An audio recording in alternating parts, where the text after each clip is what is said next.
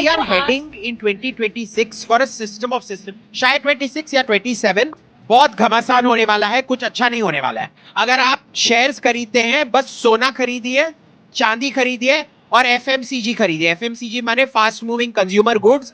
भारत को उन्हें शेयर देकर भारत में रखना चाहिए या नहीं, क्योंकि उनके पास अभी भी बांग्लादेश से रिलेटेड काफी सारी चीजें अभी भी खुफिया से. देखिए शेख, हम दोनों देश के बीच में, बांग्लादेश और इंडिया के बीच में एक एक्स्ट्राडिशन ट्रीटी है, पर हर एक्स्ट्राडिशन ट्रीटी का आधार दो मूल्य होते हैं.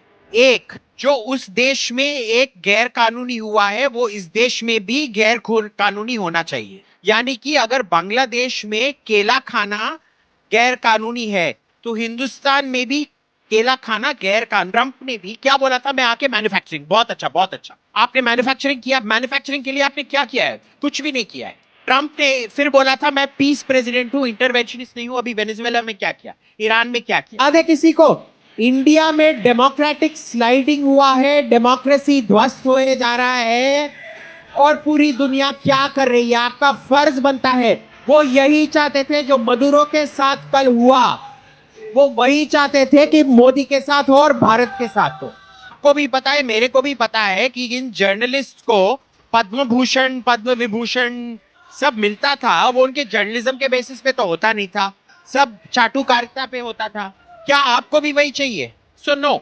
सो it is what it is, you make the best of it. उनका मेन थिंग क्या है?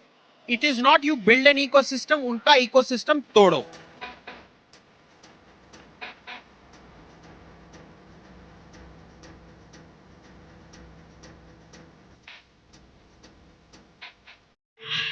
Okay, we have the tough task. सबसे लास्ट वाला सेशन जब वहाँ पे सब कल्चरल फंक्शंस हो रहे हैं, but here we are. Thank you everyone for staying back till so late. ये ओके, हम नहीं है वो हम हैं. ठीक है, तो हम शुरू करेंगे. पहले thank you so much for joining us today and हर हर महादेव. ठीक है, लेट्स स्टार्ट. कल अमेरिका ने वेनेजुएला पे क्या किया? देखिए, जो भी किया सरासर गलत किया. वो अंतरराष्ट्रीय लॉ का उल्लंघन है. देख लीजिए, अगर हमने किसी के खिलाफ एफआईआर दर्ज किया, एक चीज होता है डिप्लोमेटिक इम्यूनिटी. डिप्लोमेटिक इम्यूनिटी क्या है? किसी राजदूत को या किसी दूसरे देश के प्रेसिडेंट को, प्राइम मिनिस्टर को आप पकड़ नहीं सकते हैं. उनका फंडामेंटल, अगर मदुरो अमेरिका न्यूयॉर्क में भी आया तब भी आप उसको गिरफ्तार नहीं कर सकते हैं. ये इतने सारे इंटरनेशनल लॉज का उल्लंघन है. Vienna convention on diplomatic relations, the Geneva convention, there is a minor clause on that. हर चीज का ये एक इतना बड़ा उल्लंघन है. और इसमें सबसे हैरानी की बात क्या है कि पहले तो ट्रंप को लगता है कि मदुरो को निकालने से वो वेनेजुएला चला रहे हैं इफेक्टिवली. दूसरी बात क्या है कि I think the cameraman wants to say something. दूसरी बात क्या है कि इनको लग रहा है कि वो जीत गए हैं. जीत तो गए हैं with a country like America who is going to condemn them. पर यूरोप जो इतना भड़क रहा था कि रूस ने यूक्रेन पे ये कर दिया, तुमने जेलेंस्की को मारने की कोशिश की, एटसेट्रा एटसेट्रा, एकदम चुपचाप बैठे हैं. वो काया कलास जो उनकी फॉरेन मिनिस्टर है, वो हिंदुस्तान के बारे में क्या अंट-शंट बक रही थी, वो उधर बैठ के बोल रही है ओ द गवर्नमेंट वाज इलेजिटिमेट. भाई, डिप्लोमेटिक रिलेशंस कहीं भी आप वियना कन्वेंशन में देख लो, ये है कि अगर उसने इलेक्शन नहीं किया उसका सरकार इलीगल है. डज दैट मीन कि अगर हम मोहम्मद यूनुस के साथ ऐसा ही करें तो nobody should raise a point fingers at us, right? Exactly. So if we do this to Mohammad Yunus, because Mohammad Yunus is an illegal illegitimate government. देखो, ये जो बंदा है मदुरो, उसने छल कपट इलेक्शन करवाए, पर इलेक्शन तो करवाया था ना. मोहम्मद यूनुस ने कौन सा इलेक्शन करवाया है? बस आके बैठ के वो लड्डू की तरह ए करके हंसते रहता है भाई तू बोल रहा था कि 2024 का तेरा इलेक्शन छल कपट हुआ था, तो आके पहला चीज तेरे को क्या करना था? इलेक्शन चलाना था, इलेक्शन करवाया। अब बोल रहा है देखो सिस्टम ही बदलना पड़ेगा। क्यों? क्योंकि लोगों का सोच विचार सब शेख हसीना के पास है, आवामी लीग के पास है। तो जब हम सोच विचार बदलेंगे उसके बाद ही हम इलेक्शन कर पाएंगे। बेसिकली उस मोटे को 5 साल बैठना था, कुछ करना नहीं था। यही होता है। आप एनजीओ लोगों को मानोगे ना, एनजीओ बस एनजीओ चला सकते हैं। एनजीओ का मतलब ही क्या है? Non governmental organisation. तुम्हारी औकात ही नहीं है गवर्नमेंट चलाने की, तो कैसे आके उधर बैठ गए तुम? तो इसका तो यही मतलब हुआ ना कि Nobel peace prize is a way to regime change operations across हाँ द देखो, नोबेल पीस प्राइज ना हर चीज को। आप देखिए वेनेजुएला की ऑपोजिशन लीडर हैं मचाडो, उनको इस बार नोबेल प्राइज, इस साल का नोबेल प्राइज उन्हीं को। वो तो ट्रम्प के मुंह पे थप्पड़ था। तो मैंने शायद ट्रम्प ने इसी वजह से उधर इन्वेड किया है, क्योंकि मचाडो को नोबेल प्राइज मिला था और उसको नोबेल प्राइज नहीं मिला था। और मचाडो ने आपने देखा है क्या ट्वीट करके रखा है? ऐसे एक देश के विपक्ष के नेता होने से तो बेहतर कि आपके दुश्मन ही हो। She has supported American intervention in her own country. but then so are our Indian opposition leaders also kind of end up नहीं, inviting. देखिए जो थर्ड वर्ल्ड का सबसे निकटतम दोस्त है आदरणीय श्री राहुल गांधी जी, उन्होंने कुछ भी ट्वीट नहीं किया। इंडियन नेशनल कांग्रेस के हैंडल कर अगर आप कल का जाके देखेंगे, कल और आज का, कुछ भी वेनेजुएला के बारे में ट्वीट नहीं किया है। और यही बोलते रहते थे देखिए इंदिरा गांधी ने नैम समिट करवाया था दिल्ली में, फिडेल कैस्ट्रो को गले लगाया था, रॉबर्ट मुगाबे को गले लगाया था, ये सब। अब यासिर अराफात को। Right. कहाँ है भाई सब? कोई कहाँ है? कुछ तो कर नहीं रहा है। Quite the contrary. आपको याद है जब राहुल गांधी ऑक्सफोर्ड गए थे, वो ब्रिटिश पार्लियामेंट बिल्डिंग और वो जर्नलिस्ट के साथ जो सेशन हुआ था, उसमें वो क्या बोल रहे थे उधर? याद है किसी को? इंडिया में डेमोक्रेटिक स्लाइडिंग हुआ है, डेमोक्रेसी ध्वस्त होए जा रहा है और पूरी दुनिया क्या कर रही है, आपका फर्ज बनता है। वो यही चाहते थे जो मदुरो के साथ कल हुआ, वो वही चाहते थे कि मोदी के साथ हो और भारत के साथ हो। Right. But then see, coming back, अगर देखें तो 2026 की शुरुआत है. How does this set the pace for the rest of the year? What happened? Like last year, that's what happened, right? Trump ने शुरू किया पूरा साल नोबेल टैरिफ, मैंने ये वॉर रुकवा दी, वो वॉर रुकवा दी, जो कंट्रीज वॉर नहीं थी कर रही थी उनमें भी वॉर रुकवा दी उन्होंने. So how does this set pace for the rest of the year? देखिए ये आपको आइसोलेशन में नहीं देखना चाहिए कि रेस्ट ऑफ द ईयर का क्या होने वाला है। जनरली अगर आप देखेंगे ये एक सिम्पटम है, जो हुआ था वेनेजुएला और ट्रम्प के साथ, वो एक सिम्पटम है। The main cause is the international financial system, economic system is unsustainable. America का डेट ऑलमोस्ट 1.5 जीडीपी का है, ठीक है। जापान का डेट 2.5 टाइम्स जीडीपी का है। सो टेक्निकली यार आप देखेंगे, you are richer than the average American and much richer than the average Japanese. That's not how that works. अब अगर इतना सारा नेशनल कर्जा बना हुआ है, तो इसमें क्या है कि वो कर्जा किसने दे रखा है भाई? किसी को पता नहीं है। Who is the debt? Who is the lender? We don't know. This is going into, and this is not the first time कि ये हुआ है। आप देखेंगे सब ब्रिटिश एम्पायर या रोमन एम्पायर के साथ कंपेयर करते हैं। मेन रीजन है, आप डच ओवरसीज एम्पायर को देखिए। डच ओवरसीज एम्पायर का यही हुआ था, वो इतने अमीर बन गए थे कि सब उन्होंने मैन्युफैक्चरिंग रोक के मैन्युफैक्चरिंग आउटसोर्स कर दिया था। फिर फाइनेंसेस, उनका सबसे बड़ा कंपेटिटर था ब्रिटेन, उनके बैंक्स ने ब्रिटेन के नेवी में शेयर्स खरीदा। एक बार That is like an Indian businessman buying bonds of the Pakistan Navy or the Chinese Navy. यही हो रहा है उधर. It is now completely unsustainable. So if you're asking me कि Britain ने, can you hear? You can hear? Yeah. Okay. So how is it that the Dutch were buying bonds of the British Navy and supporting British manufacturing? Your biggest enemy. America भी China के साथ क्या कर रहा है? China को इतना बड़ा किसने बनाया है? Access to the American market नहीं चाइना को बनाया है ना China. It is American manufacturing that made China what it is. So यही पैटर्न आप रिपीट किए जा रहे हैं, और ये जब ये फाइनेंस जो होता है ना, सबसे घटिया इंडस्ट्री होता है. Finance destroys economies, finance destroys manufacturing, notional value destroys real value. And that is what has happened to America. They are all they don't have economic policies, they have finance policies. None of their economic policy. Trump ने भी क्या बोला था, मैं आके manufacturing, बहुत अच्छा बहुत अच्छा.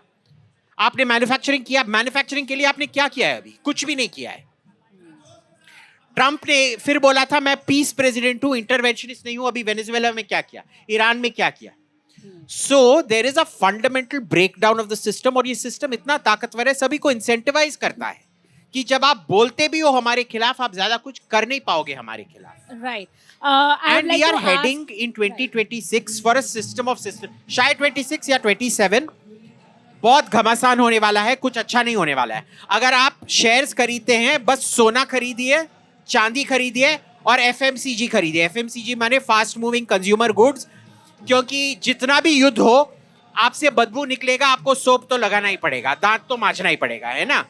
तो that is the most important thing. Right. Ram आएंगे, लेकिन हमारे सेशन में we can, I hope everyone can hear at least. सुनाई तो दे रहा है? ओके, सुनाई दे रहा है, उनको ऑडियंस को सुनाई दे रहा है. Okay, before I ask one question, I let the audience know कि if you have any questions, do keep them ready. After this question, we'll take audience questions. How do you see Bangladesh? Because there are elections in February, there are at least scheduled elections. How do you see things happen in Bangladesh going forward? Then we take the audience questions. हाँ, देखिए, तो बांग्लादेश में क्या होने वाला है, सब गुस्सा हो रहे हैं कि भाई शेख हसीना को अवामी लीग को कंटेस्ट नहीं करने दिया. आप देख लीजिए, अगर शेख हसीना ने वो इलेक्शन कंटेस्ट किया होता, वो पूरे प्रोसेस को लेजिटिमाइज कर रही हैं, जहां एक गैर कानूनी मोबोक्रेसी ने आके आपको पावर से निकाला और एक गैर कानूनी इलेक्शन चलाया. आप कैसे उसको वैलिडेट कर सकते हैं? दूसरा ये हो सकता है कि आवामी लीग के जो कैंडिडेट्स हैं, वो पीटीआई की तरह इंडिपेंडेंट कैंडिडेट्स कंटेस्ट करें. पर अगर वो आवामी लीग नहीं जीतता है, अगर आवामी लीग जीतता है इंडिपेंडेंस के नाम पे, very good, you will get stability. अगर नहीं जीतता है तो बांग्लादेश में और 2-3 साल का अस्थिरता होगा ही होगा. इसका कोई ऑल्टरनेटिव नहीं है. Full stop. Right. So do we have any audience questions? Pratyush? Anyone? He's raised. अच्छा, मानवेंद्र.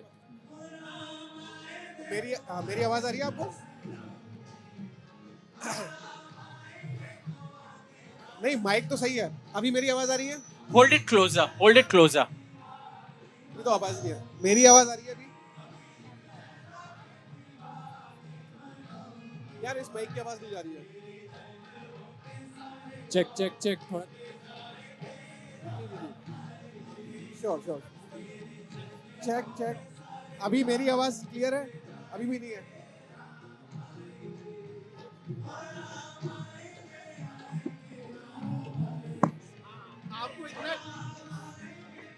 मेरा सवाल ये था कि अभिजीत भाई, आप, मैं पूरे दिन आपको पॉडकास्ट में देखता रहता हूँ, लेकिन आपको दुनिया की हर जानकारी भी होती है, तो आपका सोर्स ऑफ इंफॉर्मेशन क्या होता है? आपको पढ़ने का टाइम कहाँ मिलता है? ओ वो ये देखिए, बहुत इंपॉर्टेंट है. इसीलिए मैं गाड़ी में ट्रैवल करते रहता हूँ, और सबसे ज्यादा मैं तभी इंफॉर्मेशन ऑब्जर्व करता हूँ जो सुबह सुबह मैं सिंहासन पे बैठता हूँ.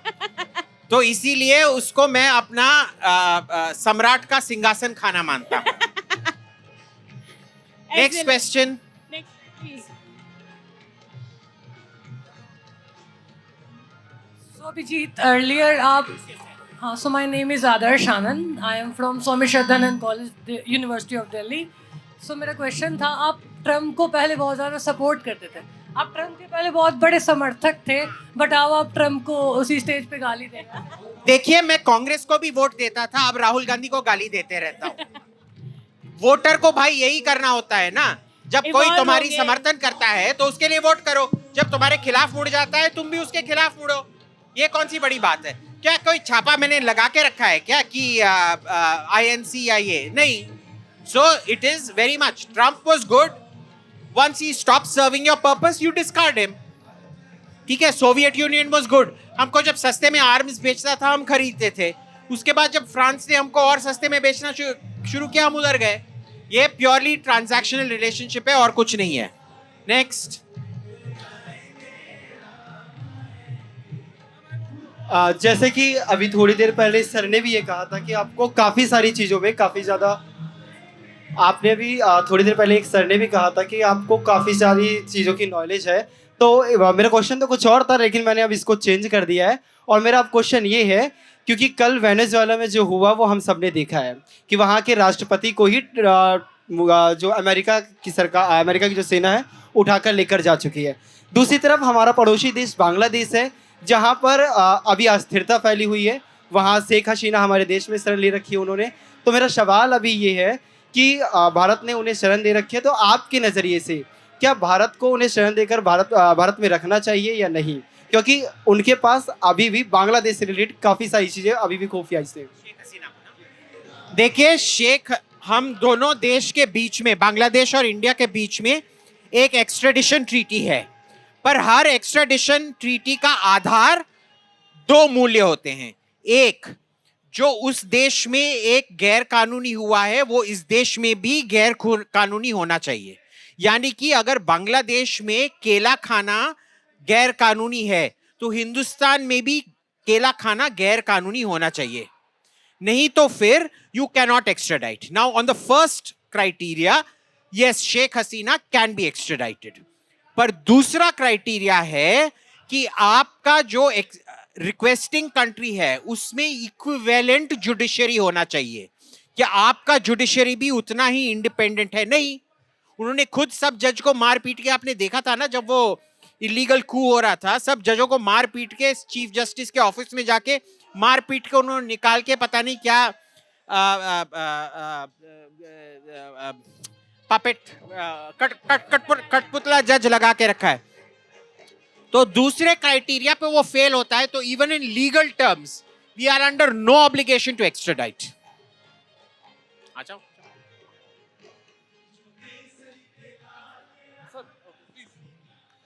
अभिजीत भाई, मेरा नाम आदर्श कुमार है, मैं पीजीटी पढ़ाता हूँ दिल्ली में। ओ सॉरी, पॉलिटिकल साइंस पढ़ाता हूँ दिल्ली में। मेरा सवाल ये है कि जो राइट विंगर हैं वो एक अलग कॉन्सेप्ट चल रहे हैं, गवर्नमेंट जो है वो कुछ कंफ्यूज दिखाई देती है हमारी। वो हमेशा जो एफिलिएशन चाहती है वो चाहती है जो उन गाली देते हैं उनको, जो गाली देते हैं उनको। तो हम कहाँ पहुँचेंगे? हम कहाँ पहुँचेंगे कि हम जो है जो राइट विंगर्स हैं उनकी आवाज़ को सुना नहीं जाता है, बैकडोर दिए बैक बेंच दे देते हैं और उनको एफिलिएशन जाते हैं हमेशा। आज भी यह हो रहा था, आपसे पहले यही हो रहा था, तो उस पर मुझे जवाब चाहिए आपका।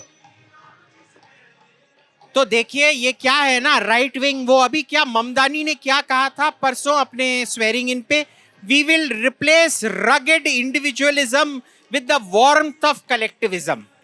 भाई राइट विंग हो तो पहले इंडिविजुअलिज्म में बिलीव करो, then there should be an ecosystem.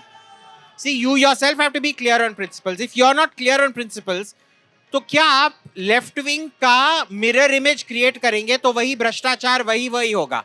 आपको भी पता है, मेरे को भी पता है कि इन जर्नलिस्ट को पद्म भूषण पद्म विभूषण सब मिलता था, वो उनके जर्नलिज्म के बेसिस पे तो होता नहीं था, सब चाटुकारिता पे होता था।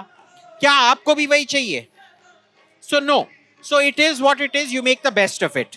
उनका मेन थिंग क्या है, it is not you build an ecosystem, उनका इकोसिस्टम तोड़ो। Good evening sir. सर मेरा क्वेश्चन ये है कि डी डॉलराइजेशन को लेके बहुत सारी अपडेट्स चल रही हैं, कंट्रीज सारे मिल रहे हैं। सर मेरा क्वेश्चन ये है कि डी डॉलराइजेशन को लेके बहुत सारी अपडेट्स चल रही हैं, बहुत कंट्रीज मिल रहे हैं। तो पहली चीज़ मैं आपसे ये पूछना चाहता हूँ कि आप डी डॉलराइजेशन की पॉसिबिलिटी कितनी ज़्यादा देखते हैं, और आप उस मतलब कितने टाइम फ्रेम के अंदर में उस मतलब आप एक्सपेक्ट करते हैं कि अगर डी डॉलराइजेशन होगा तो कब तक होगा? और एक जो कल वेनेजुएला इंटरवेंशन वाला सारा कुछ हुआ है उससे आप इसे कैसे कनेक्ट करते हैं, अगर आप कनेक्ट करते हैं तो? श्रेया कहाँ है? हाँ? Shreya, where is Shreya? श्रेया एक सेकंड इधर आ जाओ, एक second, come up on stage.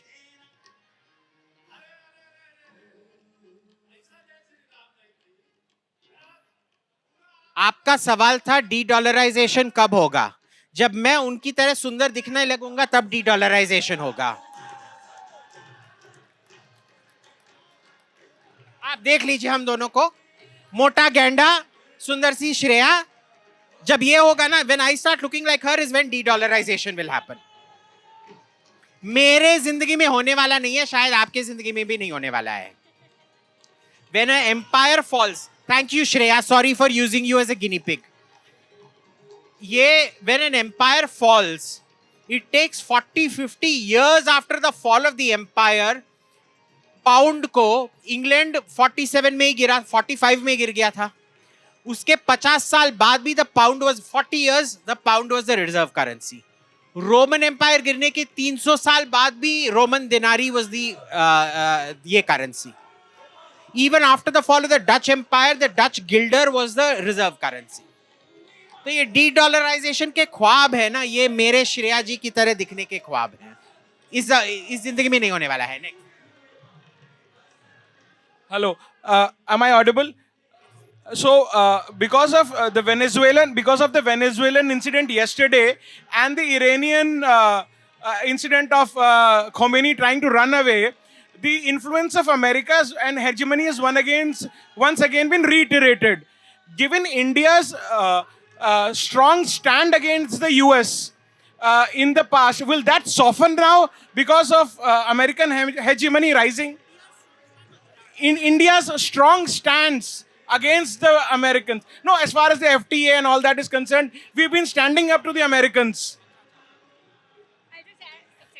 We'll have one last question before we conclude, okay? नहीं, सो देखिए, इंडिया का जो स्ट्रॉन्ग स्टांस होता था ना, ये 30-40 साल पहले होता था और वो कोई स्ट्रॉन्ग स्टांस नहीं था। प्रॉब्लम क्या होता है ना, जब वो अंबानी के आंतिल्ला के बाहर भिखारी खड़ा होता है ना, उसको बहुत अहंकार होता है कि आए मुकेश तू आएगा, मैं तेरे को दिखाऊंगा मैं कौन हूं। It was petulance. We should never confuse petulance with principal.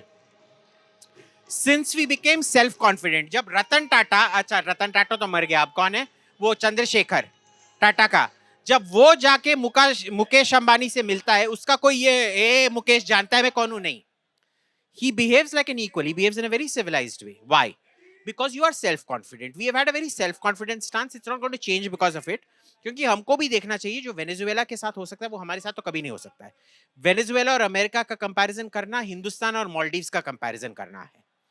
बस जब मालदीव्स का प्रेसिडेंट कुछ बोलता है हम बहुत गुस्सा हो जाते हैं, पर अमेरिकन से इतना गुस्सा नहीं होता है। आई मीन देयर लाइक जो होना है।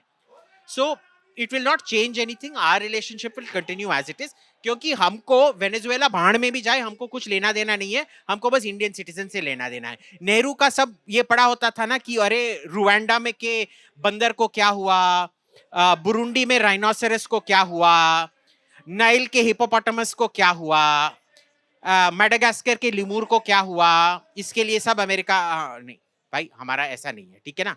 सो दैट इज दैट।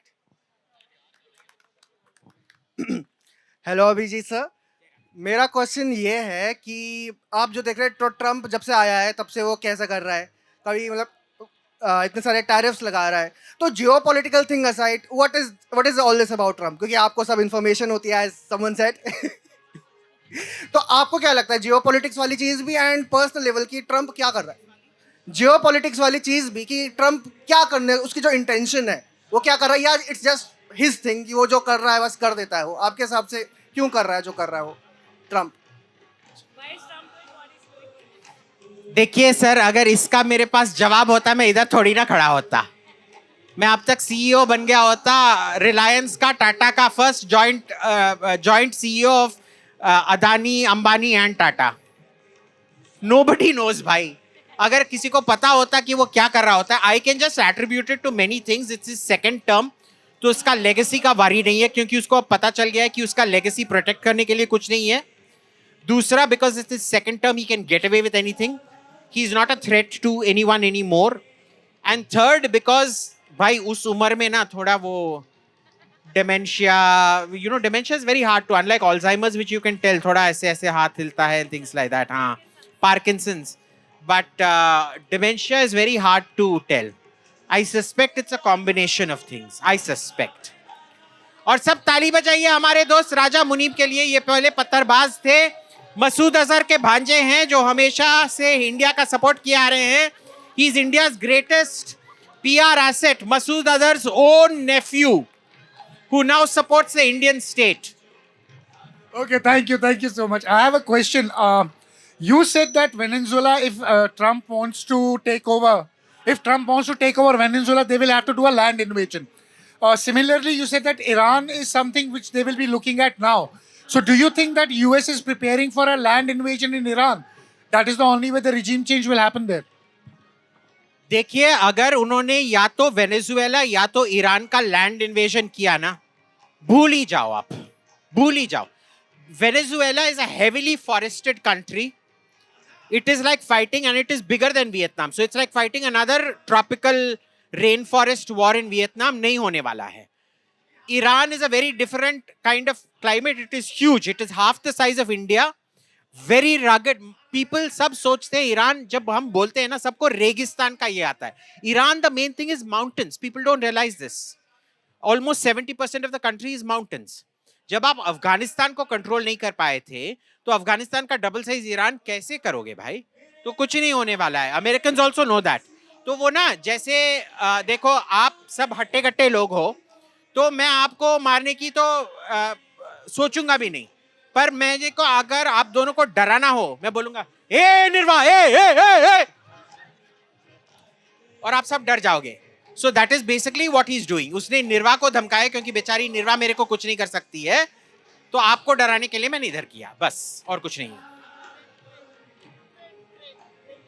यूक्रेन पे क्या होगा? अच्छा, यूक्रेन पे क्या होगा पता नहीं भाई। मैं तो वैसे सबको पता है इधर कि मैं ही खुद यूक्रेनियन हूं, आप सब देख सकते हैं।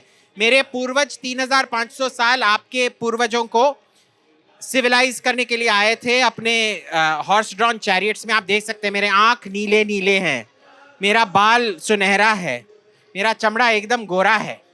तो यूक्रेन पे क्या होगा, ये और 3-4 साल ऐसे ही चलेगा, ऐसे ही चलते रहेगा। कुछ जल्दी से मेरे को अगले 2-3 साल में तो कोई समाधान दिख नहीं रहा है भाई। अगर कुछ और हुआ बहुत अच्छी बात है। We have time for one more question. Last one, this gentleman in. Sir नमस्कार, माई सेल्फ रोहित गुप्ता। जय श्री राम। सर, भारत देश में अभी जैसी सिचुएशन चल रही है, अभी भारत देश में जैसी लोगों की परिस्थिति चल रही है, उस स्थिति को देख के भारत के लोगों को अभी न्यूट्रल रहने की ज़्यादा आवश्यकता है, या जो अभी देश में सरकार चल रही है उसके लिए समर्थन करना ज़्यादा आवश्यक है हमारे लिए? प्लीज़ सर सजेस्ट करिए। मैं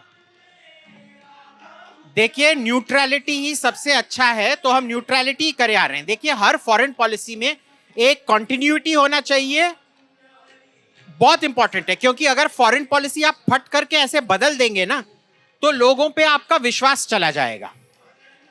सो Modi has continued the same policy of non alignment. The problem was Nehru couldn't manage his own non alignment.